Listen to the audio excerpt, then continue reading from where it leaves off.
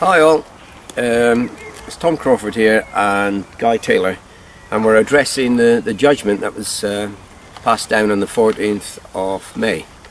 Now there's a lot of confusion with the judgment, and we hope to explain the ins and outs. This is part one of a two-part series, but I'll address one first thing that's been put out about two questions.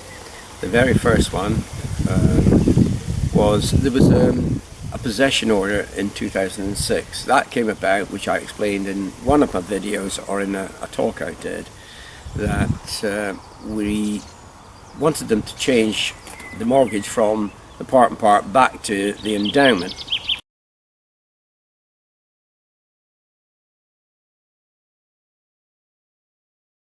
And the only way we could do it back then, because we didn't know the law, we simply refused to pay them any more money.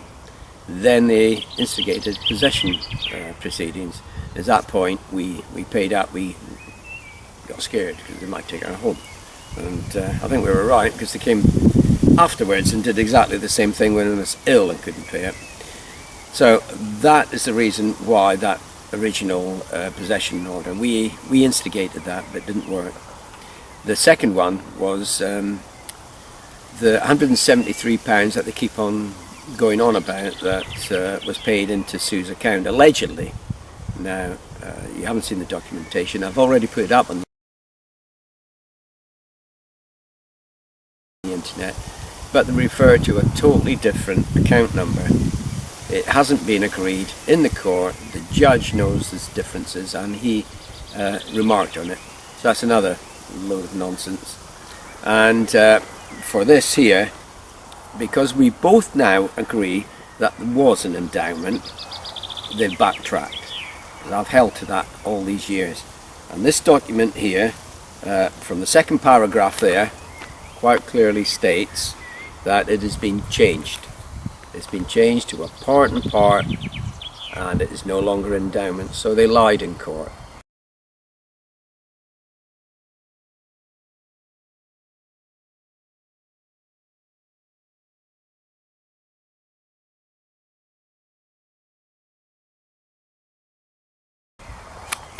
And as I said before, this part here, the last one, where they sent us a gift saying, terribly sorry, we're not really criminals, we'll just send you some flowers. And so I hope that's addressed that confusion.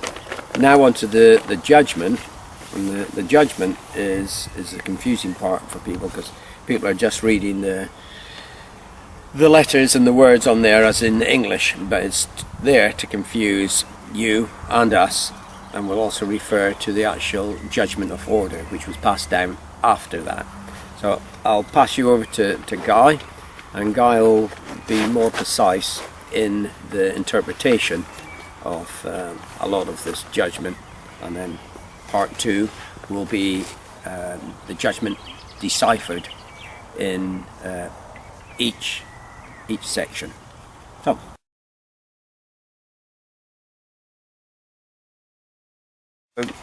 we'll firstly go into the skeleton argument for the appellant, and you can see that section 45 of the skeleton argument states this: A is therefore seeking an order setting aside the judgment and all the orders which arose out of it on the ground stated herein, relying upon in R.E. Barrel Enterprises 1973, Flower v. Lloyd 6 CHD 297, and pursuant to the Supreme Court practice 1970, page 327, which states that if a judgment or an order has been obtained by fraud, or where evidence which could not possibly have been adduced at the original hearing is forthcoming, a fresh action will lie to impeach the original judgment. So that's on there. Now, in Tom's case,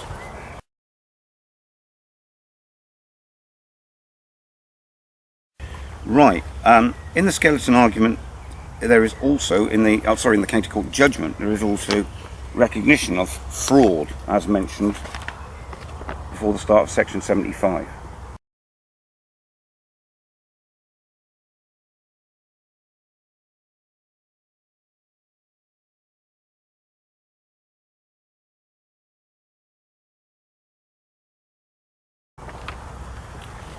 That's hardly unusual. Hardly unusual.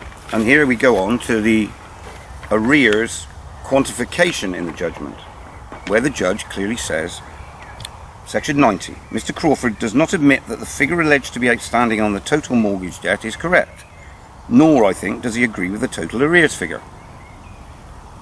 Here, Mr. Crawford has a point.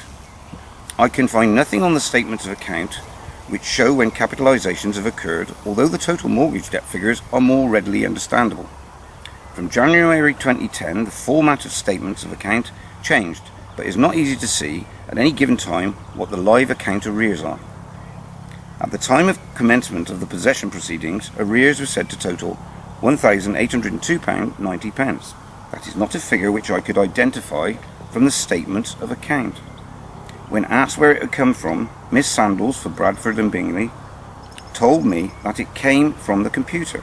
As computers should be our slaves and not our masters, such a response is not satisfactory.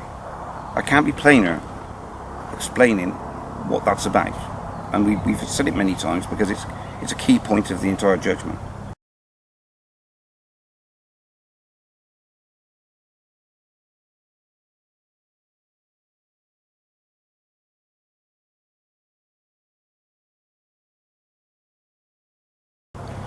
If we go on to the judgment or order, that's basically telling the barrister she lied. Yes.